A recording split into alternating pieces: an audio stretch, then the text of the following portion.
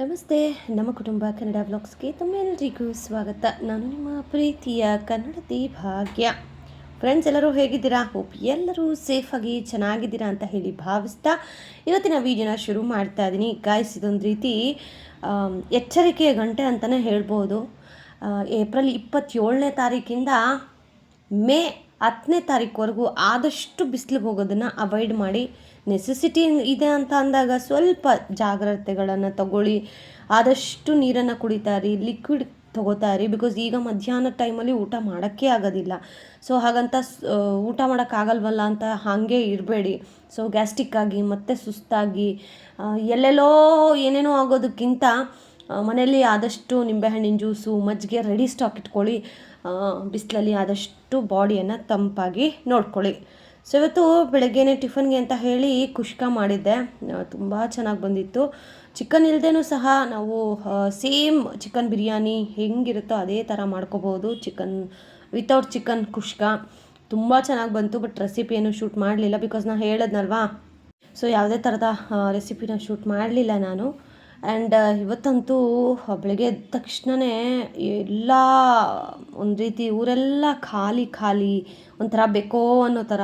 ಯಾಕಂತಂದರೆ ಹಬ್ಬಕ್ಕೆ ನೆಂಟರೆಲ್ಲ ಬಂದಿದ್ರಲ್ಲ, ಎಲ್ಲರೂ ಊರೆಲ್ಲ ಖಾಲಿ ಗೈಸ್. ಒಂಥರ ಒಂದು 2 days ಎಷ್ಟು ಟ್ರಾಫಿಕ್ ಜಾಮ್ ಇತ್ತು ನಮ್ಮೂರಲ್ಲಿ ಅಂತಂದರೆ ಕಾರ್ ಪಾರ್ಕಿಂಗಿಗೆ ಜಾಗ ಸಿಗ್ತಿರ್ಲಿಲ್ಲ. ಸೊ ಅಂಥದ್ದು ಇವತ್ತು ಊರೆಲ್ಲ ಖಾಲಿ ಅನ್ನೋ ಒಂಥರ ಬೇಜಾರಾಯಿತು. ಆ್ಯಂಡ್ ಈ ಮರ ನಿಮ್ಗೆ ನೆನಪಿದೆಯಾ? ನಮ್ಮ ಮನೆ ಮುಂದೆ ಇರೋ ರಾಗಿ ಮರ ಇದ್ದರೆ ನೋಡಿ, ಈ ಮರದ ಥರ ಇರಬೇಕು ಗೈಸ್. ಯಾಕೆ ಅಂತಂದರೆ ಬೇಸಿಗೆಯಲ್ಲಿ ಫುಲ್ ಎಲ್ಲ ಎಲೆ ಉದುರೋಗಿ ಬರೀ ಕಾಂಡ. ನಿಮ್ಗೆ ಆ ವಿಡಿಯೋ ನೋಡಲಿಲ್ಲ ಅಂತಂದರೆ ಎಂಡ್ ಸ್ಕ್ರೀನಲ್ಲಿ ಕೊಡ್ತೀನಿ ನೋಡಿ.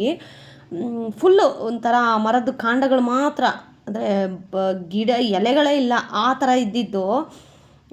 ಇವಾಗ ನೋಡಿ ಬೇಸಿಗೆ ಹತ್ತತ್ರ ಇನ್ನೇನು ಏಪ್ರಿಲ್ ಮೇ ಅಷ್ಟೊತ್ತಿಗೆ ಇಷ್ಟು ಚೆಂದ ಬೆಳೆದಿದೆ. ಸೊ ನಾವೂ ಅಷ್ಟೇ, ಜೀವನದಲ್ಲಿ ಏರು ಇಳಿತ ಸರ್ವೇ ಸಾಮಾನ್ಯ. ಯಾರೋ ನಮ್ಗೆ ಅನ್ಯಾಯ ಮಾಡಿಬಿಟ್ರು, ನಮ್ಮನ್ನು ಕೆಳಗೆ ತುಳಿದ್ಬಿಟ್ರು, ನಮ್ಮ ಮೇಲೆ ಅಪಪ್ರಚಾರ ಮಾಡ್ತಾಯಿದ್ದಾರೆ, ಹಾಗೆ ಹೀಗೆ ಅಂತ ಯೋಚನೆ ಮಾಡ್ತಾ ಕೂತ್ಬಿಟ್ರೆ ನಾವು ಬೆಳೆಯೋಕ್ಕೆ ಆಗೋದಿಲ್ಲ. ಯಾರೇನೇ ಅಂದ್ಕೊಳ್ಳಿ, ನಾವು ಸತ್ಯವಂತರ, ನಾವು ಸರಿ ಇದ್ದರೆ ಭಗವಂತ ನಮ್ಗೆ ಒಳ್ಳೇದು ಮಾಡ್ತಾನೆ ಅಂತ ಮುನ್ನುಕ್ಕೊಂಡು ಹೋಗ್ತಾ ಇರಬೇಕು ಅಷ್ಟೇನೆ. ಆ ಮರನೇ ಒಂದು ಎಕ್ಸಾಂಪಲ್ಲು. ರಾಗಿ ಮರನ ನಾವು ಎಕ್ಸಾಂಪಲ್ ತೊಗೊಂಡ್ರೆ ಅದಕ್ಕಿಂತ ಬೆಸ್ಟ್ ಎಕ್ಸಾಂಪಲ್ ಬೇರೆ ನಮಗೆ ನೋಡೋಕ್ಕೂ ಸಿಗಲ್ಲ, ಕಾಣೋಕ್ಕೂ ಸಿಗೋದಿಲ್ಲ. ಸೊ ನಾನು ಎಷ್ಟೊಂದು ಸತಿ ನನ್ನ ಲೈಫಲ್ಲಿ ತುಂಬ ತೀರಾ ಕುಗ್ಗೋದಾಗ ಫಸ್ಟ್ ಹೋಗಿ ನೋಡೋದೇ ರಾಗಿ ಮರನ. ಆ ಮರ ನೋಡಿದ ತಕ್ಷಣ ಗೊತ್ತಿಲ್ಲ ಅದು ಎಲ್ಲಿಂದ ಒಂದು ಜೋಶ್ ಬರುತ್ತೋ, ಅದೊಂಥರ ಲೈಫಲ್ಲಿ ಮೋಟಿವೇಟ್ ಮಾಡಿದೆ ನನ್ನ ಎಷ್ಟೋ ವಿಚಾರಗಳಲ್ಲಿ. ಆ್ಯಂಡ್ ಇನ್ನು ಇವತ್ತು ಆನ್ಲೈನಲ್ಲೇ ನಾನು ಮಂಗಲಸೂತ್ರ ಆರ್ಡ್ರ್ ಮಾಡಿದ್ದೆ. ಸೊ ಮಾಂಗಲ್ಯ ಚೈನು, ಸೊ ಅದನ್ನು ಬಂದಿತ್ತು. ಯಾಕಂದರೆ ಇವಾಗ ಎಲ್ಲ ಕಡೆನೂ ಓಪ್ನಿಂಗ್ ವಿಡಿಯೋ ಕಂಪಲ್ಸರಿ ಮಾಡಿಬಿಟ್ಟಿದ್ದಾರೆ. ಸೊ ಅದಕ್ಕೇ ಓಪ್ನಿಂಗ್ ವಿಡಿಯೋ ಮಾಡೋಣ ಅಂತ ಹೇಳಿ ಮಾಡಿದೆ. ಸರಿ ಇದೆಯಲ್ಲ ಅಂತ ಅದು ವ್ಲಾಗಲ್ಲಾಗೇ ಅಪ್ಲೋಡ್ ಮಾಡಿದೆ. ಆ್ಯಂಡ್ ಇವತ್ತು ನನಗೆ ಯೂಶ್ವಲಿ ಈ ಥರ ಗ್ರ್ಯಾಂಡ್ ಚೈನ್ ಅವೆಲ್ಲ ಇಷ್ಟ ಆಗ್ತಾಯಿಲ್ಲ. ಈ ನಡುವೆ ಸಿಂಪಲ್ಲಾಗಿ ಒಂದು ಕರಿಮಣಿ ಚೈನ್ ಆ ಥರ ತುಂಬ ಇಷ್ಟ ಆಗ್ತಾಯಿದೆ. ಸೊ ಅದಕ್ಕೇ ಅಂತ ಆನ್ಲೈನಲ್ಲಿ ತೊಗೊಂಡೆ. ತುಂಬ ಚೆನ್ನಾಗಿದೆ ಕ್ವಾಲಿಟಿ ವೈಸ್ ಮಾತ್ರ. ಆ್ಯಂಡ್ ಪ್ರೈಸು ಅಷ್ಟೇ ರೀಸನಬಲ್ ಪ್ರೈಸೇ. ನಾವು ಆಚೆಗಡೆ ಏನು ತೊಗೋತೀವೋ ಒಂದು 50 ರೂಪಾಯಿ ಕೊರಿಯರ್ ಚಾರ್ಜ್ ಅಷ್ಟೇನೆ. ಬಟ್ ಕಂಪೇರ್ ಟು ಇವಾಗಂತೂ ಯಾವ ಕಡೆನೂ ನಮ್ಗೆ ಈ ಥರ ಚೈನ್ಗಳು ಸಿಗ್ತಾ ಇಲ್ಲ. ಸೊ ನನಗೆ ಸಿಕ್ಕಿದ್ದು ಐ ಆಮ್ ವೆರಿ ಲಕ್ಕಿ ಅಂತ ಹೇಳ್ಬೋದು. ಸೊ ಅದನ್ನು ಅನ್ಬಾಕ್ಸ್ ಮಾಡಿ ಬೆಳಗ್ಗೆನೇ ಟಿಫನ್ಗೆ ಅಂತ ಹೇಳಿ ನಾನು ಆಗಲೇ ಹೇಳಿದ್ನಲ್ಲ, ಕುಷ್ಕ ಮಾಡಿ ಊಟ ಮಾಡಿ ಒಂದು ಹಾಗೇ ಫ್ಯಾಮಿಲಿ ಜೊತೆ ಟೈಮ್ ಸ್ಪೆಂಡ್ ಮಾಡ್ತಾ ಕೂತ್ಕೊಂಡು ಇಲ್ಲಿ ನಾನು ನನ್ನ ಮಗ ಕ್ಯಾರಮ್ ಮಾಡ್ತಾಯಿದ್ದೀವಿ. ಸೊ ಹಸ್ಬೆಂಡು ಆಫೀಸ್ಗೆ ಹೊರಟ್ರು. ಪಾಪ ಅವರಿಗೆ ರಜೆ ಅನ್ನೋದಿಲ್ಲ. ಮಕ್ಕಳಿಗಾದರೂ ಬೇಸಿಗೆ ರಜೆ, ಆ ರಜೆ ಈ ರಜೆ ಅಂತ ಕೊಡ್ತಾರೆ. ಬಟ್ ಕೆಲಸ ಮಾಡೋರಿಗೆ ರಜೆಗಳೇ ಇರೋದಿಲ್ಲ. ತುಂಬ ಬೇಜಾರಾಗುತ್ತೆ ಆ ಥರ. ಪಾಪ ಅವರು ಕೆಲಸಕ್ಕೆ ಹೋಗ್ಬೇಕಲ್ಲ, ನಮ್ಮ ಜೊತೆ ಮನೇಲಿ ಇದ್ದಿದ್ದೆಷ್ಟು ಚೆನ್ನಾಗಿರೋದು ಅಂತ. ಈಗಂತೂ ಬಿಸಿಲು ನೋಡಿದ್ರೆ ಆಚೆಗಡೆ ಹೋಗಿ ಹೆಂಗಪ್ಪ ಕೆಲಸ ಮಾಡ್ತಾರಂತ ಲಿಟ್ರಲಿ ನಂಗೆ ಅನಿಸುತ್ತೆ ಗೈಸ್. ಒಂಥರ ನೆನೆಸ್ಕೊಂಡ್ರೆ ಕಣ್ಣಲ್ಲೆಲ್ಲ ನೀರು ಬಂದುಬಿಡುತ್ತೆ. ಬಟ್ ಏನು ಮಾಡೋದು, ಅವ್ರ ಕೆಲ್ಸಕ್ಕೆ ಹೋಗಲಿಲ್ಲ ಅಂತಂದರೆ ಮನೆ ನಡಿಬೇಕಲ್ಲ. ಸೊ ಎಲ್ಲರೂ ಆಲ್ಮೋಸ್ಟ್ ಇದೇ ಥರನೇ ಯೋಚನೆ ಮಾಡೋದು. ಆದಷ್ಟು ಬೇಗ ಇವೆಲ್ಲ ಅಂದರೆ ಲೈಕ್ ಈಗ ನಮ್ಮದೇ ಅಂತ ಒಂದು ಬಿಸ್ನೆಸ್ ಆಗಲಿ ಇನ್ನೊಂದಾಗಲಿ ಮಾಡ್ಕೊಂಡಾಗ ಅದೊಂಥರ ಖುಷಿ ಅಲ್ವಾ. ಸೊ ನೋಡ್ತಾ ಇದ್ದೀವಿ ಆನ್ಲೈನ್ ಏನಾದರೂ ಬಿಸ್ನೆಸ್ ಮತ್ತೆ ಶುರು ಮಾಡೋಣ ಅಂತ ಹೇಳಿ. ಸೊ ನೋಡೋಣ, ರಾಯರ ಆಶೀರ್ವಾದ, ರಾಯರ ಭಿಕ್ಷೆ ಜೀವನದಲ್ಲಿ ಎಲ್ಲವೂ ಅಷ್ಟೇನೆ. ನಾನು ಮನುಷ್ಯರಂತೂ ನಾನು ನಂಬೋದಿಲ್ಲ, ಬಿಕಾಸ್ ನಂಬಿ ತುಂಬ ಮೋಸ ಹೋಗ್ಬಿಟ್ಟಿದ್ದೀನಿ. ಇನ್ನೂ ನನ್ನ ಜೀವನದಲ್ಲಿ ಮನುಷ್ಯರನ್ನು ನಂಬೋ ಮಾತೇ ಇಲ್ಲ.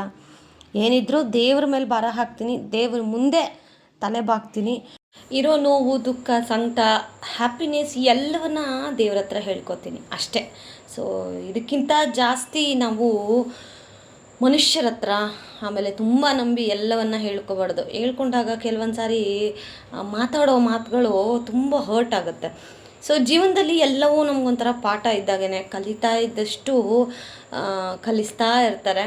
ಬಟ್ ಆದಷ್ಟು ಬುದ್ಧಿವಂತರಾಗಿಬಿಡ್ಬೇಕು ಜೀವನದಲ್ಲಿ, ದಡ್ರಂತೂ ಆಗಿರಬಾರ್ದು. ದಡ್ರಾಗಿದ್ದರೆ ಚೆನ್ನಾಗಿ ಮೇಯಿಸ್ಕೋತಾರೆ. ಸೊ ಅಷ್ಟೇ. ಆ್ಯಂಡ್ ನಾನು ಮತ್ತು ಪರ್ಯಂತ್ ಇಬ್ಬರು ಇಲ್ಲಿ ಕ್ಯಾರಮ್ ಮಾಡ್ತಾ ಇದ್ದೀವಿ. ಆ ಪರ್ಯಂತ್ಗೆ ಇದು ತಂದಾಗಿಂದ ತುಂಬ ಒಂದು ಕಾನ್ಸಂಟ್ರೇಷನ್ ಲೆವೆಲ್ಲು ಆಮೇಲೆ ಫೋಕಸ್ಸು ಸಕ್ಕದಾಗಿ ಇಂಪ್ರೂವ್ ಆಗಿದೆ. ದೊಡ್ಡ ತೊಗೊಬಂದರೆ ಮನೇಲಿ ಜಾಗ ಬೇರೆ ಇಲ್ಲ ಅಲ್ವಾ, ಸೊ ಅದಕ್ಕೇ ಚಿಕ್ಕದಾದರೆ ಜಾಗನೂ ಸುಟ್ಟಾಗುತ್ತೆ ಅನ್ನೋ ಥರ. ಆ್ಯಂಡ್ ಇನ್ನು ಸಾಯಂಕಾಲ ಹಸ್ಬೆಂಡ್ ಫೋನ್ ಮಾಡಿದ್ರು ಬರ್ತಾಯಿದ್ದೀರಿ ಅಂತ ಹೇಳಿ. ಸರಿ ಸಾಯಂಕಾಲ ಏನಾದರೂ ಟೀ ಜೊತೆಗೆ ಚೆನ್ನಾಗಿರುತ್ತೆ ಅಂತ ಹೇಳಿ ಮೆಣಸಿನ್ಕಾಯಿದಲ್ಲ, ಇದು ಕ್ಯಾಪ್ಸಿಕಮ್ ಬಜ್ಜಿ ಮಾಡಿ ಟೀ ಮಾಡ್ತಾಯಿದ್ದೀನಿ. ನಮಗೊಂಥರ ಮನೇಲಿ ನಾನು ನನ್ನ ಮಗ ಇಬ್ಬರೇ ಇರ್ತೀವಲ್ವ. ಸೊ ಲಾಸ್ಟ್ ವೀಕೆಲ್ಲ ಪಾಪ ಸುತ್ತಾಡಿ ಅವನು ಟಯರ್ಡ್ ಆಗಿರ್ತಾನೆ. ಎಲ್ಲೂ ಹೋಗೋದು ಬೇಡ, ಒಂದು 15 ಡೇಸ್ ಅಂತ ಅಂದ್ಕೊಂಡಿದ್ದೀವಿ. ಆ್ಯಂಡ್ ಈಗಾಗಲೇ ಅಡ್ಮಿಷನ್ಸ್ ಆಲ್ರೆಡಿ ಸ್ಟಾರ್ಟ್ ಆಗಿದೆ. ಸೊ ಇನ್ನು ಸ್ಕೂಲ್ಗೆ ಹೋಗಿ ಅಡ್ಮಿಷನ್ಸ್ ಎಲ್ಲ ಮಾಡಿಸ್ಬೇಕು. ಸೊ ಎಷ್ಟು ಕೆಲಸ ಇದೆ ಅಂತಂದರೆ, ಬಟ್ ಸ್ಟಿಲ್ ಅದ್ರ ಜೊತೆಗೆ ಒಂದೆರಡು ದೇವಸ್ಥಾನನ ಅನ್ಕೊಬಿಟ್ಟಿದ್ದೀವಿ ಮನಸ್ಸಲ್ಲಿ. ಸೊ ಅಲ್ಲಿಗೆ ಹೋಗಿ ಫಸ್ಟ್ ನಮ್ಮದೆಲ್ಲ ಏನು ಹರಕೆ ಇದೆಯೋ, ಪೂಜೆ ಇದೆಯೋ ಅವೆಲ್ಲ ಮುಗಿಸ್ಕೊಬರ್ಬೇಕು. ಆ್ಯಂಡ್ ಈ ಬೇಸಿಗೆಗೆ ಸ್ವಲ್ಪ ಭಯ ಪಡ್ತಾಯಿದ್ದೀನಿ ಅಲ್ಲಿ ಹೋಗೋಕ್ಕೆ. ಬಿಕಾಸ್ ನನಗೆ ಈ ಬಿಸಿಲು ಅಂದರೆ ಸ್ವಲ್ಪ ಆಗೋದಿಲ್ಲ, ತಲೆ ಚಕ್ಕರ್ ಬರೋದು, ಆಮೇಲೆ ತುಂಬ ಸುಸ್ತು. ಮತ್ತು ನಾನು ಮನೇಲಿದ್ದಾಗಲೇ ಕಿಚನಲ್ಲಿ ಒಂದು ಸ್ವಲ್ಪ ಹೊತ್ತು, ಒಂದು 10 ನಿಮಿಷ ಅಡುಗೆ ಮಾಡಿಬಿಟ್ಟು ಆಚೆ ಬಂದಿದ್ದೀವಿ ಅಂತಂದ್ರೇ ನಾನು ಫುಲ್ಲು ನೆಂದೋಗ್ಬಿಟ್ಟಿದ್ದೀನಿ. ಅಂದರೆ ನಂಗೆ ತುಂಬ ಸ್ವೆಟ್ ಜಾಸ್ತಿ, ಮತ್ತು ನಾನು ಪರ್ಯಂತಗೂ ಅಷ್ಟೇ ಸ್ವೆಟ್ಟಿಂಗ್ ಜಾಸ್ತಿ. ಸೊ ನಂಗೆ ಅದೊಂದು ಭಯ. ಸೊ ಕಾರಲ್ಲಿ ಎ ಸಿ ಇದ್ರೇ ಆ ಥರ ಕಾರ್ನೇ ಬುಕ್ ಮಾಡ್ಕೊಂಡು ಹೋಗಿದ್ದು ಲಾಸ್ಟ್ ಟೈಮು. ಈ ಸತಿನೂ ಅದೇ ಥರ ಹೋಗೋಣ ಅಂತ. ಬಟ್ ಈ ಬಿಸಿಲಿಗೆ ಸ್ವಲ್ಪ ಭಯ ಪಡ್ತಾ ಇದ್ದೀನಿ. ಬಿಕಾಸ್ ಈಗ 27th April 10th May 10th ತುಂಬ ಹೆವಿ ಬಿಸಿಲಿರುತ್ತೆ ಅಂತ ನ್ಯೂಸಲ್ಲೆಲ್ಲ ಹೇಳ್ತಾ ಇದ್ದಾರೆ. ಸೊ ಆ ಒಂದು 15 ಡೇಸ್ ಮನೇಲಿ ರೆಸ್ಟ್ ಮಾಡೋಣ, ಎಲ್ಲೂ ಆಚೆ ಹೋಗೋದು ಬೇಡ ಅಂತ. ಸೊ ಅದಾದಮೇಲೆ ಹೋಗಲೇಬೇಕು. ಸೊ ಈ ಮೀನ್ ವೈಲ್ ಈ 10 ಡೇಸಲ್ಲಿ ಹೋಗ್ಬಿಟ್ಟು ಅಡ್ಮಿಷನ್ಸ್ ಎಲ್ಲ ಮಾಡಿಸ್ಕೊಂಡು ಬುಕ್ಸು ಯೂನಿಫಾರ್ಮ್ ಎಲ್ಲ ತೊಗೊಂಡು ಬಂದುಬಿಡೋಣ. ಯಾಕಂದರೆ ಬೈಂಡಿಂಗ್ ಅದೆಲ್ಲ ಕೆಲಸ ಇರುತ್ತೆ.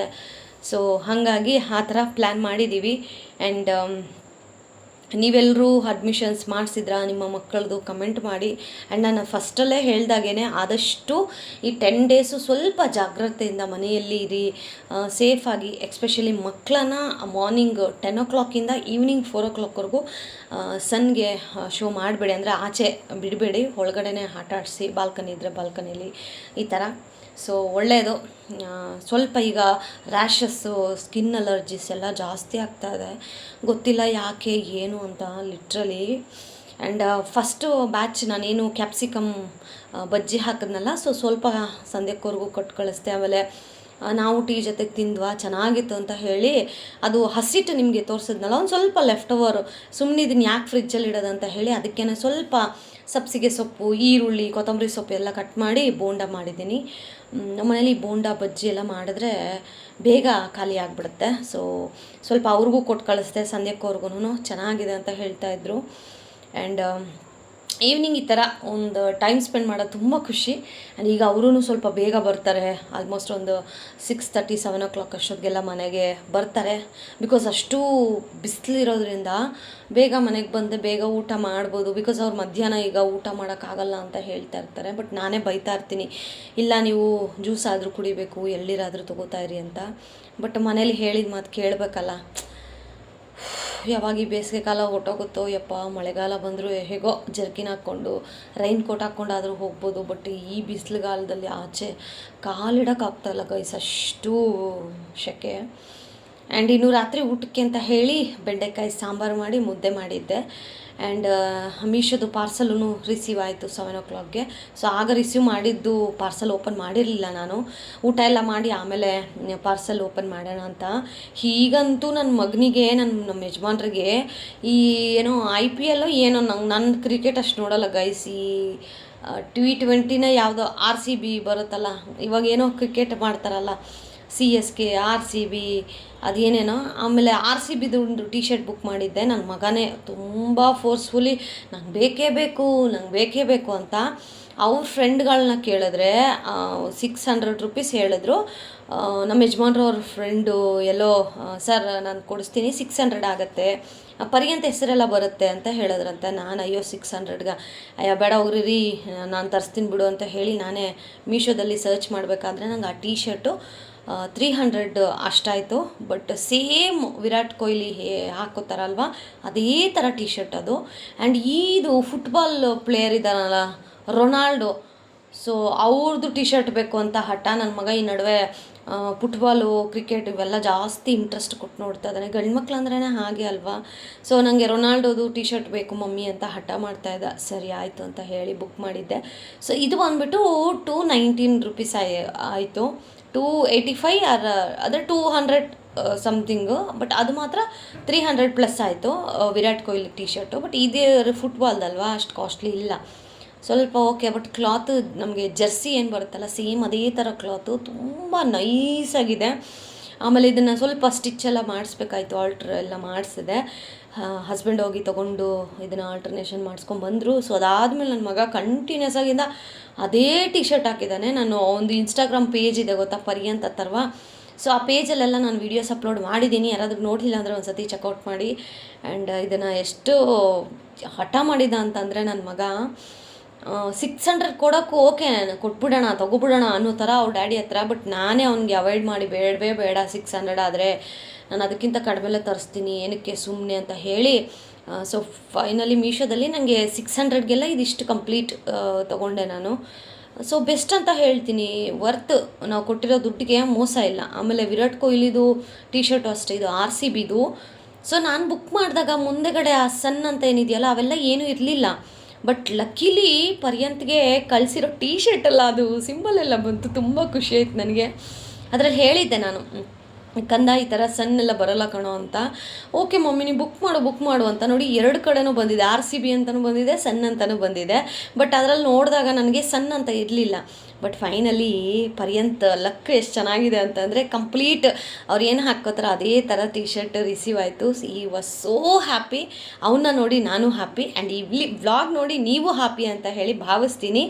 ಕಮೆಂಟ್ ಮಾಡೋದು ಮರಿಬೇಡಿ. ಇವತ್ತಿನ ವಿಡಿಯೋ ಹೇಗೆ ಅನ್ನಿಸ್ತು ಅಂತ. ಮತ್ತೊಂದು ವಿಡಿಯೋದಲ್ಲಿ ಸಿಗ್ತೀನಿ. Lots of love.